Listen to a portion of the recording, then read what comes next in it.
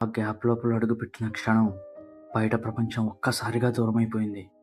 చార్మినార్ చుట్టూ ఉండే జనసందోహం, హార్నుల శబ్దం, దుకాణాల కేకలు అన్నీ ఒక దట్టమైన గోడ వెనుక ఉన్నట్టు వినిపించకుండా పోయాయి. గాలి కూడా ఇక్కడ భారంగా ఉంది. ఇళ్ల గోడలు పాతబడి రంగు ఊడిపోయి ఉన్నాయి. అవి ఒకదానికొకటి వాలినట్టుగా ఆకాశాన్ని దాచేలా దగ్గరగా ఉన్నాయి. కిటికీలు మూసి ఉన్న కొన్ని తెరలు స్వల్పంగా కదిలాయి. ఎవరో లోపల నుంచి ఆమెను గమనిస్తున్నట్టు అనిపించింది. ఆమె అడుగుల శబ్దం ఆ వీధిలో పెద్దగా వినిపించింది. వీధి మధ్యలో ఒక చిన్న పాత దుకాణం కనిపించింది.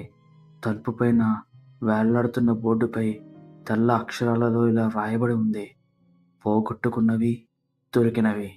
కిటికీ లోపల కొన్ని వస్తువులు సర్ది ఉన్నాయి. ఒక చిన్నపిల్ల ఎరుపు చెప్పు, పగిలిన ఇంకా నడుస్తున్న గడియారం, అంచులు కాలిపోయిన పాత లేఖలు.